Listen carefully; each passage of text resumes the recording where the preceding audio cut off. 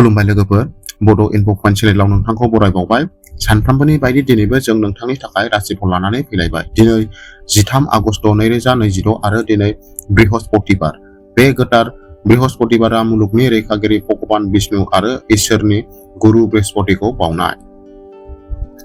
भिडिअखौ जागायनायनि सिगां फै दिनैनि साननि गियानारि सानस्रिखौ मिथिग्रोना लादिनि। गियान, गुरै आरो मोजां हाबायानो मानसिनि थार गहेना। जेरै गुरु बृहस्पतिनि बोर होनाया गियान जौगानायाव मदद खालामो, थिग बिदिनो थार जाफुंसारनायखौ मोजां लामायाव थाबायब्लासो मोननो हायो।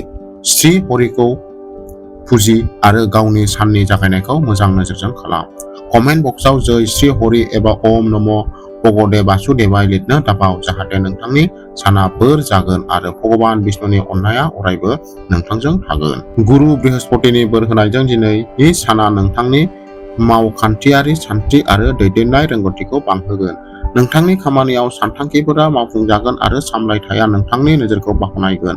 फालांगियाव आद्रा थानाय रांखौ मोननाया नोंथांनि रांखान्थियारि बिथिंखौ गोख्रों खालामगोन। नखरनि आबहावाया गोजोन जागोन। नोंथाङा सावस्रिनि थाखाय गोहोगोरा आरो फ्रेश मोनगोन। खाफाल गोनां अनजिमाया 9, खाफाल गोनां गाबा गोजा आरो खाफाल गोनां दिगा सानजा। वृषभ राशि। दिनैनि साना नोंथांनि बाहायथाव गियान आरो खामानि मावनायनि आखा-फाखायाव मुंख'जाथाव जौगानाय लाबोगोन। बेंकिं, कर्परेट आरो कनसालटेन्सि आयदाजों सोमोन्दो थानाय सुबुंफोरा मोनसे गोदान प्रजेक्टनि थाखाय प्रम'सन एबा गिदिर खाबु मोननो हागौ। गोजाम फालांगियारि सौदाफोरा आयनि गोदान फुंखा सोरजिगोन। हाबा जानाय जिउआ अननाय आरो गोरोबलायनाय थागोन। सावस्रिनि हिसाबै साना जोबोद मोजां। खाफाल गोनां अनजिमाया 6, खाफाल गोनां गाबा गुफुर, खाफाल गोनां दिगा खोला-सोनाब। मिथुन राशि। फोनांजाब आरो नेटवार्किंनि गोहोजों दिनै नोंथाङा गोबां गोनां डिलफोरखौ थि खालामनायाव जाफुंसार जागोन।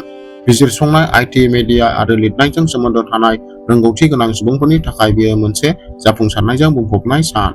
सानदांथि बादि रां थिसननाया इयुनाव गोलाव समनि मुलाम्फा होगोन। लोगोफोरनि हेफाजाबजों मोनसे गोदान सानस्रिया गोख्रैथि मोनगोन। गोसोआरि गोहोआ गोजौ थागोन। खाफाल गोनां अनजिमाया 1, खाफाल गोनां गाबा बाथ' गाब आरो खाफाल गोनां दिगा साहा। कर्क राशि।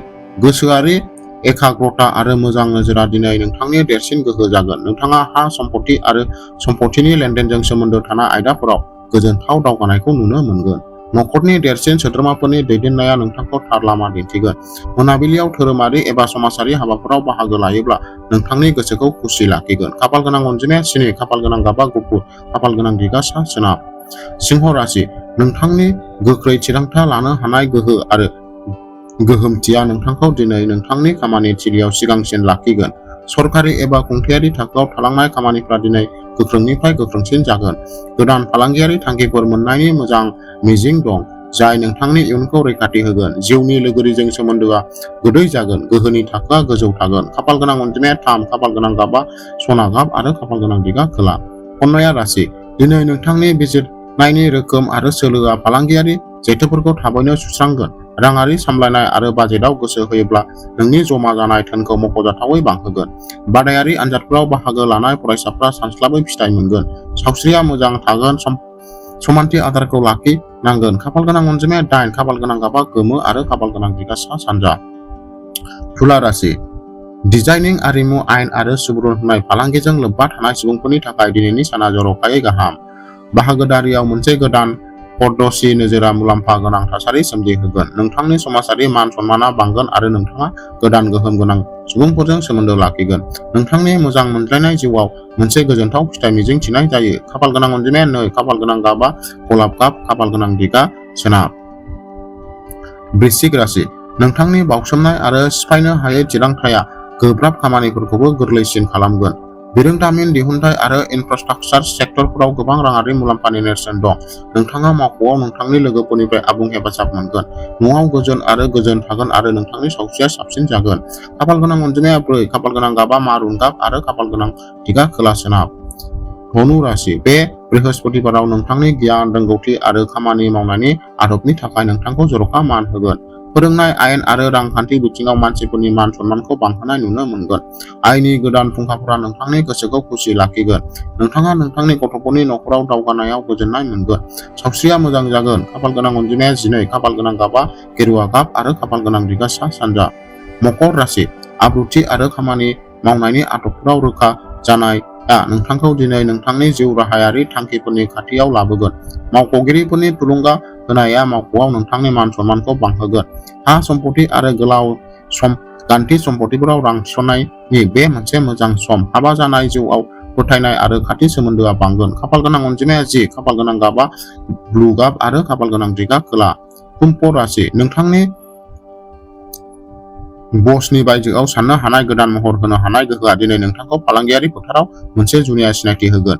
ई-कमार्स, डिजिटेल मिडिया आरो स्टार्टआपजों सोमोन्दो थानाय सुबुंफोरा रुजुथायै मुलाम्फा मोनगोन। नोंथाङा गोदान फालांगियारि नेटवर्कजों सोमोन्दो लाखिनो खाबु मोनगोन। सावस्रिया मोजाङैनो थागोन। खाफालगोनां अनजिमाया 11, खाफालगोनां गाबआ फान्थाव गाब, खाफालगोनां दिगआ सोनाब। मीन राशि, दिनै मोजां गोहो आरो इसोरारि गोसो होनाया नोंथांखौ गोसोआरि गोजोननायजों लोगोसे रांखान्थियारि जौगानायाव खालामगोन। सोलिबाय थानाय बाहागोदारियाव गोरोबलायनाया जोबगोन आरो मुलाम्फानि गोख्रैथिया बांगोन। नोंथाङा नखरनि सोद्रोमाफोरजों गोजोनथाव बुब्लिफोरखौ रंजागोन। सावस्रिनि नोजोरजों साना थुलुंगाखांथाव जागोन। खाफालगोनां अनजिमाया 5, खाफालगोनां गाबआ गलाब गाब आरो खाफालगोनां दिगआ साहा। अब्ला लोगोफोर, बेयो जाबाय 13 आगस्ट 2026 खालारनि आबुं राशिफल। आसा खालामो बे खारिथिया नोंथांनि थाखाय खामानि गोनां जागोन। भिडिअखौ नोंथाङा मोजां मोनबायब्ला बेखौ लाइक खालाम, चेनेलखौ साबस्क्राइब खालामाखैबा साबस्क्राइब खालाम। कमेन्ट बक्सआव गावनि राशि आरो जै श्री हरि एबा ओम नमो भगवते वासुदेवाय लिरना लाथार। भगवान विष्णुआ नोंथांनि जिउखौ जोबोद गोजोन आरो जौगानायजों आबुं खालामगोन। जों गाबोन गोदान कुण्डली लानानै फिन लोगो हमगोन। अब्लासिम गावखौ आरो गावनि आंगोफोरखौ जोथोन ला। गोजोन्थों आरो दिनैनि साना मोजां जाथों।